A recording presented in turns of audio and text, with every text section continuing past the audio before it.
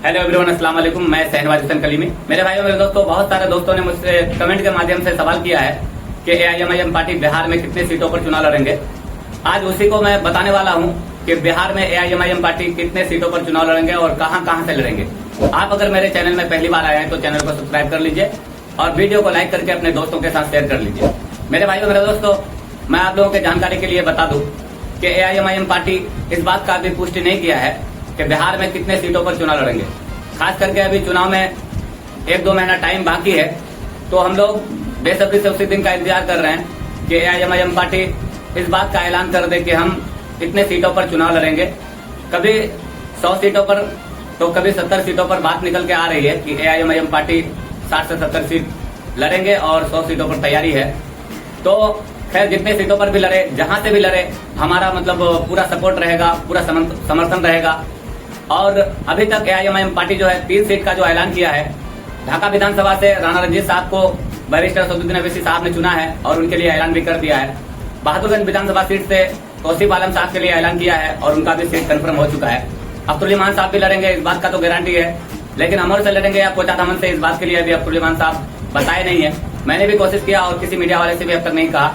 मेरे भाई मेरे दोस्तों, कोचाधामन सीट से जो एक बेहतर दावेदार है, जो कि मुखिया जफर हसन साहब है, आप देख सकते हैं इनको, तब मैं इसके बारे में बताऊंगा। आप देखिए पहले इनका वीडियो।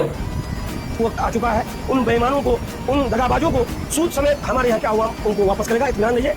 उनकी जमानत जब्त होगी। और आप जो बोल रहे हैं कि आप टिकेंगे कि नहीं टिकेंगे, तो मैं आपको बता दूं कि हम लोग पार्टी के समर्पित कार्यकर्ता है। हम जमीनी सतह में काम करते हैं एआईएम के लिए, इसलिए हमको किसी शक व शुबहत की उंगली नहीं उठेगा। और जो लोग दगा किए हैं उनसे हमको सबक भी मिलेगी कि दगा करने का नतीजा क्या होता है, ये भी आपको सामने रख करके बात करूँगी। सर, कोचाधामन से बहुत सारे उम्मीदवार दावेदारी पेश करते हैं जी। ऐसा अगर आपको टिकट ना मिले, किसी और को मिला, तो क्या उस वक्त आपका समर्थन रहेगा पार्टी की तरफ या फिर आप किसी और की तरफ? देखिए, जितने लोगों का नाम मैं सुनता हूँ, मैं उनका वेलकम करता हूँ। अच्छी बात है, ये मेरे पार्टी का मकबूलियत का नतीजा है कि आज बड़े बड़े नेता आप देख रहे हैं बिहार लेवल पर। आप देखिए कि आरजेडी और कांग्रेस से छोड़ करके हमारी पार्टी में आके ज्वाइन करते हैं। अल्हम्दुलिल्लाह शपथ लेते हैं, ओथ लेते हैं कि मुझे टिकट मिला तब भी, नहीं मिला तब भी मैं पार्टी के साथ खड़ा रहूंगा। ये मेरे भाई मेरे दोस्तों, वीडियो बहुत लंबी है, मैं पूरा वीडियो नहीं दिखा सकता। आपको अगर ये वीडियो पूरा देखना है तो आप एआईएमआईएम न्यूज चैनल में देख सकते हैं। तो ये भी एक बेहतर दावेदार है, मुखिया जफर हसन साहब। पार्टी अगर इनको बेहतर कैंडिडेट समझता है और इनको अगर उस लायक समझते हैं तो हम लोग इनको सपोर्ट करेंगे और इनको जिताने का काम करेंगे।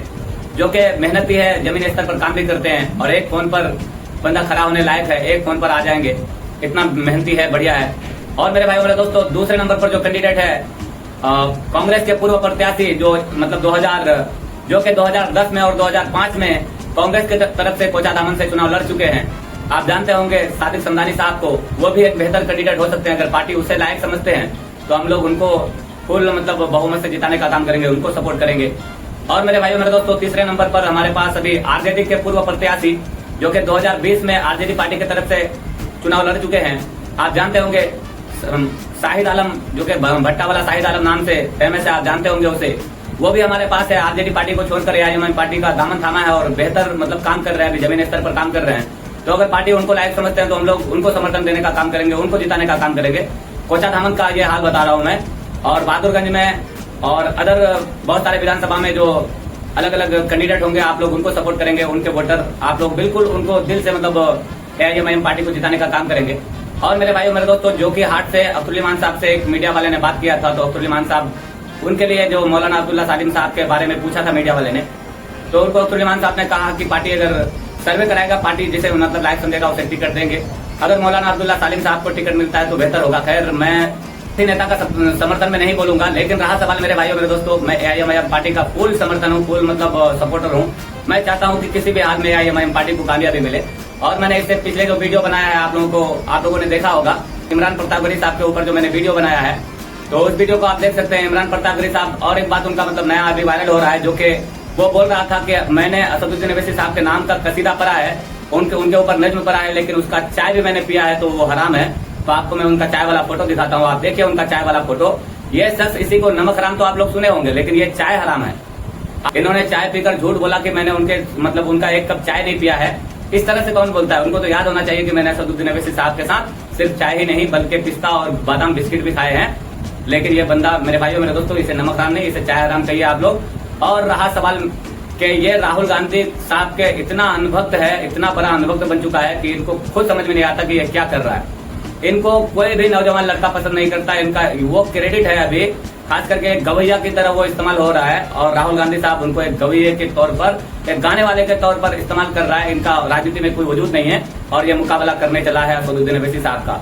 अब बताइए हमारे बिहार के सदर साहब AIM पार्टी के प्रेसिडेंट जो अब्दुल इमान साहब है, वो इनको कुछ मतलब कोई तरजीह नहीं देता। उनके बारे में एक मीडिया वाले ने हमारे सदर साहब से सवाल किया तो क्या बोल रहे हैं सदर साहब, आप खुद ही देख लीजिए वीडियो को। कांग्रेस के राज्यसभा सांसद इमरान प्रताप गढ़ी से कल ही पूछा गया कि एमआईएम गठबंधन में आना चाहती है, आपने कुछ कहा नहीं, तो उन्होंने कहा है कि क्या उनकी अंदरूनी जो गठबंधन है बीजेपी से वो क्या टूट गई है? अब मैं सवाल ये पैदा होता है, ये लोग बेलगाम की आवाज़ बोलते हैं। मामला ये है कि असदुद्दीन ओवैसी ने जिस अंदाज से मुस्लिम मसाइल की वकालत की है, ये वो तमाम ताकतें जिन ताकतों को MIM के साफ गोई से दिक्कत हुई है, वो इस तरह का उलझ जुलूल बयान देते रहते हैं। देखिए मेरे भाइयों मेरे दोस्तों, ये होता है हमारा क़यादत करने वाला सदर, इसे कहते हैं अब्दुल इमान साहब। आपने देखा कितने सलीके से जवाब दे रहे हैं, कोई भी अनाप बातें नहीं बोल रहा। और कुछ लोग कह रहे हैं कि मतलब AIM पार्टी लोगों को बदतमीज बना रही है, तो ऐसा कोई बात नहीं है। जवाब देना किसी को बदतमीज नहीं होता।